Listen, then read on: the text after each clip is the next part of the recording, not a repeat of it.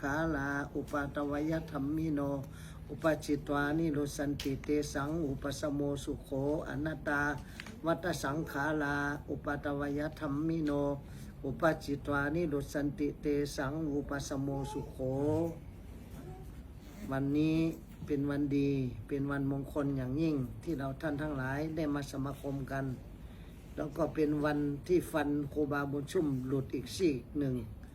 ฟันมี32ซีกตอนนี้เหลือ30ซีกหลุดไป2ซีกแล้วข้างซ้ายข้างขวาอันนี้ก็เป็นอนิจจังไม่เที่ยงรูปไม่เที่ยงเวทนาก็ไม่เที่ยงสัญญาก็ไม่เที่ยงสังขารไม่เที่ยงวิญญาณไม่เที่ยงเราผ่อนส่งให้แก่พญามัจจุราชฟันก็ต้องผ่อนส่งให้เขาตาเราก็ผ่อนส่งให้เขาตาครูบาก็เป็นตาต้อกระจกด้วยไปตรวจวันนี้ตาก็ต้องผ่อนส่งให้เขาหูก็ต้องผ่อนส่งให้พญามัจจุราชทั้งกายทั้งใจทั้งหมดเนื้อเลือดตับปอดลำไส้น้อยลำไส้ใหญ่อาหารเก่าอาหารใหม่ที่อยู่ในร่างกายของเรานี้เป็นอสุภะเป็นสิ่งที่ไม่ดีไม่งามเป็นสิ่งที่สกปรกเป็นสิ่งที่ไม่ดีไม่งามเน่าเหม็นตั้งแต่ผมขนเล็บฟันหนังกระดูกเอ็นไส้น้อยไส้ใหญ่อาหารเก่าอาหารใหม่ฟันอันนี้ก็ไม่เที่ยงถึงจับให้ดูว่าเป็นสังขารไม่เที่ยงเป็นของพระครูบาบุญชุ่มเป็นของสมมุติเท่านั้นตอนนี้ก็หลุดไป2 ซีแล้วอีกหน่อยมันก็จะหลุดไปเรื่อยๆไม่เหลือแล้วก็ทุกสิ่งทุกอย่างต้องคืนให้แก่ธรรมชาติดินก็ต้องคืนให้แก่ดินน้ำก็คืนให้แก่น้ำลมก็คืนให้แก่ลมไฟก็คืนให้แก่ไฟอากาศธาตุก็คืนให้แก่อากาศวิญญาณก็ต้องคืนให้แก่วิญญาณวิญญาณก็ไม่เที่ยงไม่ใช่ของเราฉะนั้นสังขารทั้งหลายไม่เที่ยงเกิดขึ้นตั้งอยู่ดับไปสิ่งใดสิ่งหนึ่งมีความเกิดขึ้นเป็นธรรมดาสิ่งทั้งหลายทั้งปวงย่อมมีความดับไปเสื่อมไปสิ้นไปเป็นธรรมดาสังขารทั้งหลายมีความเกิดขึ้นในเบื้องต้นมีความเสื่อมโทรมในท่ามกลางมีความดับไปเสื่อมไปในที่สุดฉะนั้นเราท่านทั้งหลายอย่าประมาทในชีวิตชีวิตจะมีคุณค่าถ้ารู้จักใช้เวลาให้เกิดประโยชน์ให้ทำประโยชน์ตนให้ถึงที่สุดทำประโยชน์ต่อพ่อแม่พี่น้องทำประโยชน์แก่แผ่นดินทำประโยชน์แก่สังคมทำประโยชน์แก่ประเทศชาติบ้านเมืองทำประโยชน์แก่ชาวโลกทั้งหลายให้มีจิตเมตตากรุณามุทิตาอุเบกขามีกายกรรมเมตตาวจีกรรมเมตตามโนกรรมเมตตาแก่สัตว์โลกทั้งหลายสัตว์โลกทั้งหลายเกิดมาในโลกนี้มีแต่ทุกข์เท่านั้นที่เกิดขึ้นทุกข์เท่านั้นที่ตั้งอยู่ทุกข์เท่านั้นที่ดับไปนอกจากทุกข์แล้วไม่มีสิ่งใดฉะนั้นเราท่านทั้งหลายอย่าประมาทในชีวิตชีวิตของเราต้องหากำไรใส่ชีวิตด้วยการกระทำบุญให้ทานรักษาศีลเมตตาภาวนาเจริญสมถกรรมฐานวิปัสสนากรรมฐานพิจารณาสังขารทั้งหลายไม่เที่ยงสังขารทั้งหลายเป็นทุกข์สังขารทั้งหลายไม่ใช่ตัวตนบังคับอยู่ไม่ได้ไม่ให้แก่ก็แก่ไม่ให้เฒ่าก็เฒ่าไม่ให้เจ็บก็เจ็บไม่ให้ตายก็ตายความเกิดก็สอนเราความแก่ก็สอนเราความเจ็บไข้ได้ป่วยก็สอนเราความตายก็สอนเราความพัดภาคจากกันก็สอนเราทุกโศกโรคภัยทั้งหลายก็สอนเราทุกสิ่งทุกอย่างเป็นธรรมะสอนเราทั้งนั้นเราตั้งจิตดูธรรมชาติทุกสิ่งต้นไม้ต้นตอกดอกหญ้าน้ำดินหินผา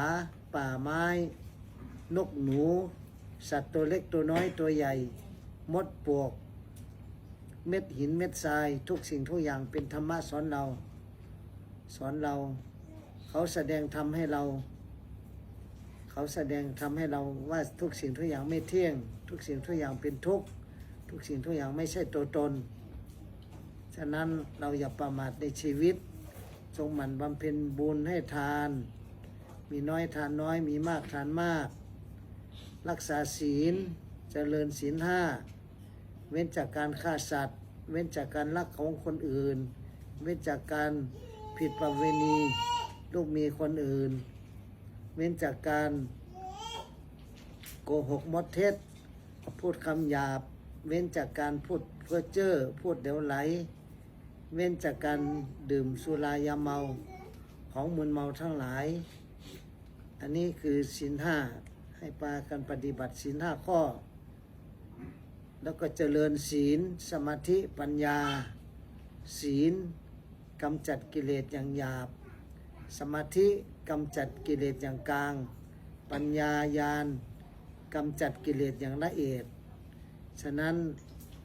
จงตั้งใจปฏิบัติธรรมเมื่อเรามีชีวิตอยู่นี้อย่าประมาทในชีวิต ให้ทุกคนตั้งใจปฏิบัติธรรมตามคำสอนขององค์พระบรมศาสดาสัมมาสัมพุทธเจ้า ให้เว้นจากการทำบาปทั้งปวงทำกุศลให้ถึงพร้อมด้วยกายวาจาใจอันบริสุทธิ์ทำจิตใจให้ใสสะอาด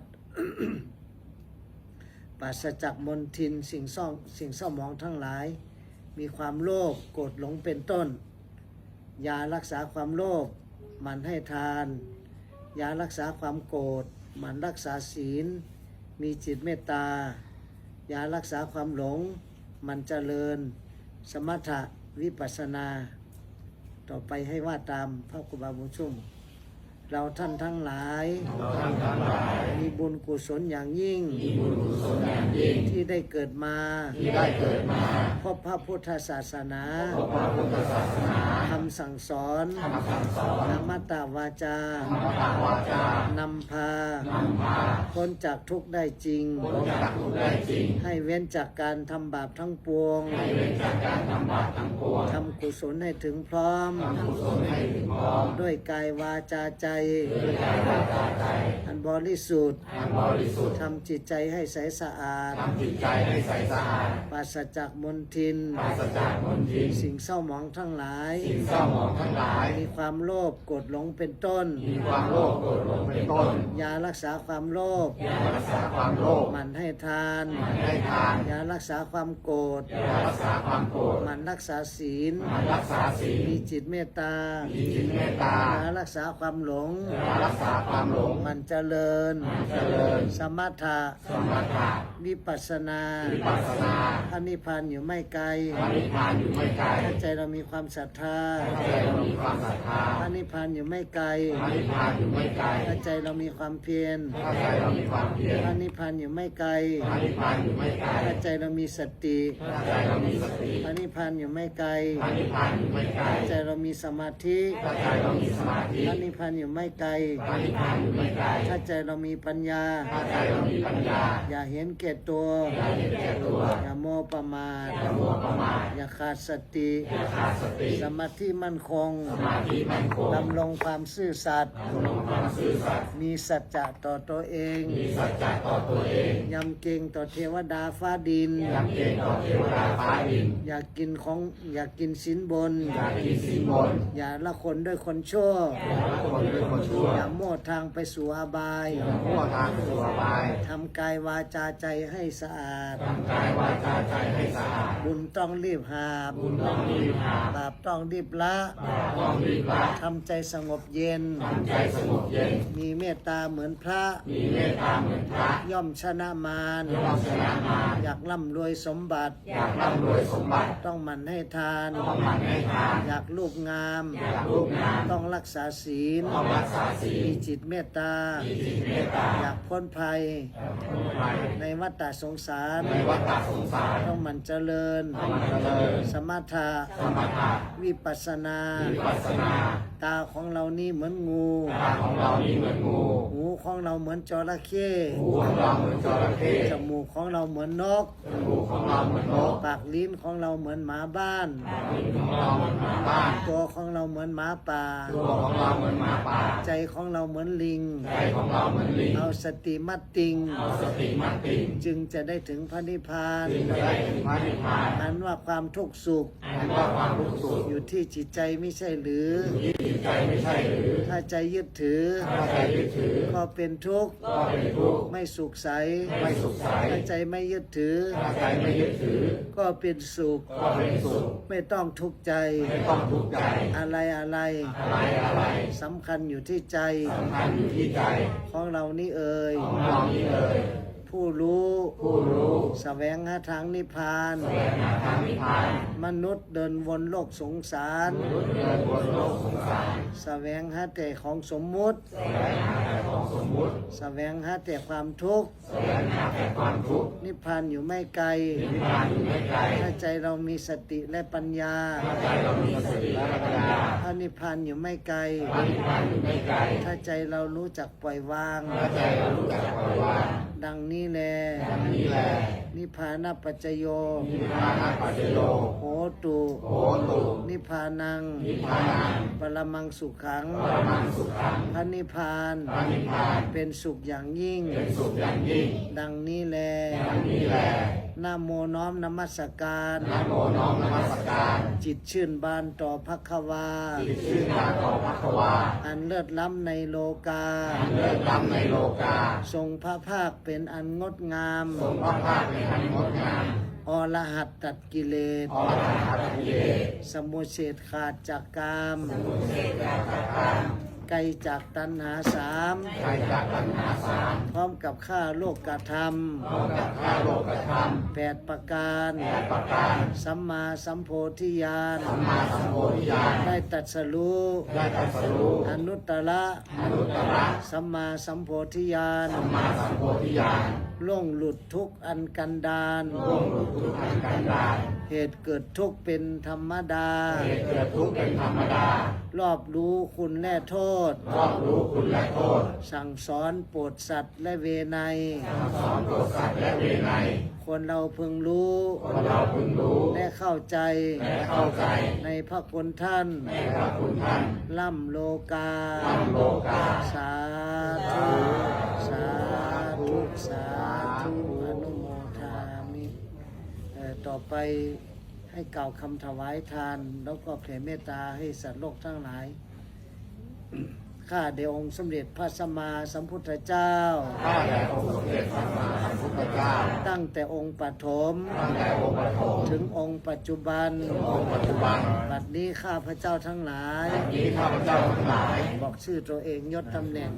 บอกชื่อคุณพ่อคุณแม่ของใครของมันบิดามารดาญาติพี่น้องบริษัทของใครของมันเอ่ยชื่อบัดนี้ข้าพระเจ้าทั้งหลายขอน้อมกายถวายชีวิตนี้เป็นพุทธบูชาธรรมบูชาสังฆบูชาขอน้อมถวายสังฆทานจตุปัจจัยทายทานบริวารทั้งหลายเหล่านี้ขอน้อมถวายเป็นพุทธบูชาธรรมบูชาสังฆบูชาบำรุงพระพุทธศาสนาขอจงเป็นพระละวะอานิสงส์เป็นปัจจัยคำสู่ส่งให้ข้าพระเจ้าทั้งหลายได้สำเร็จผลทั้งโลกิยสมบัติโลกุตระสมบัติให้มียศมีศักดิ์ให้ได้เป็นเศรษฐีมหาเศรษฐีสร้างบุญญาบารมีให้แก่กล้าขอให้มีสติปัญญาดวงตาเห็นธรรมให้บรรลุถึงซึ่งมรรคผลนิพพานสมความปรารถนาแห่งข้าพระเจ้าทั้งหลายได้ถวายแล้วขออุทิศส่วนบุญกุศลนี้ไปถึงแด่ท่านผู้มีพระคุณทั้งหลายมีปู่ย่าตายายบิดามารดาครูบาอาจารย์ญาติสนิทมิตรสหายสรรพสัตว์ทั้งหลายน้อยใหญ่เจ้ากรรมนายเวรเจ้าบุญเจ้าคุณพระอินทร์พระพรหมพญายมมหาราชพญาครุฑ พญานาค พญาพุทธพญานาค เท้าจตุโลกบาลทั้งสี่ ท้าวจตุโลกบาลทั้งสี่ พระแม่ธรณี พระแม่ธรณี พระแม่คงคา พระแม่คงคา พระแม่อุมา พระแม่อุมา พระแม่กวนอิม พระแม่กวนอิม พระสยามเทวาธิราช พระสยามเทวาธิราช พระภูมิเจ้าที่ พระภูมิเจ้าที่ พระสยามเทวาธิราช พระสยามเทวาธิราช พระมหากษัตริย์ พระมหากษัตริย์ แห่งประเทศไทย แห่งประเทศไทย แดนสยาม แดนสยาม ทุกๆพระองค์ ทุกๆพระองค์ ตั้งแต่อดีต ตั้งแต่อดีต จนถึงปัจจุบัน จนถึงปัจจุบัน พระนเรศวรมหาราช พระนเรศวรมหาราช พระเอกาทศรส พระเอกาทศรส พระสุพรรณกัลยาณี พระสุพรรณกัลยาณี พระองค์ดำพระองค์เหลือง พระองค์ดำพระองค์เหลือง พระมหาเถรคันชอง มหาเถรคันชอง หลวงปู่ง่อนโสรโย หลวงปู่วัดโสรโย หลวงปู่ดู หลวงปู่ดู พรหมปัญญา พรหมปัญญา เทวดาทั้งหลาย เทวดาทั้งหลาย พระเสื้อเมือง พระเสื้อเมือง พระทรงเมือง พระทรงเมือง พระหลักเมือง พระหลักเมือง มนุษย์ทั้งหลาย มนุษย์ทั้งหลาย มนุษย์ต่างโล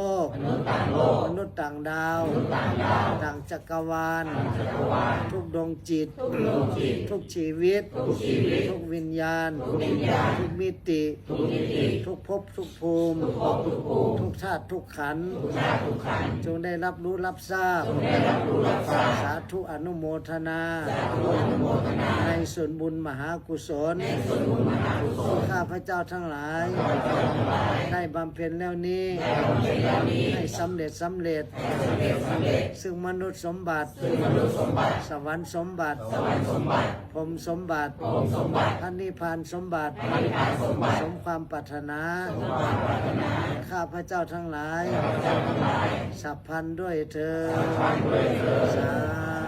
ธุเอาหนังสือธรรมะแจกด้วยตั้งใจรับพร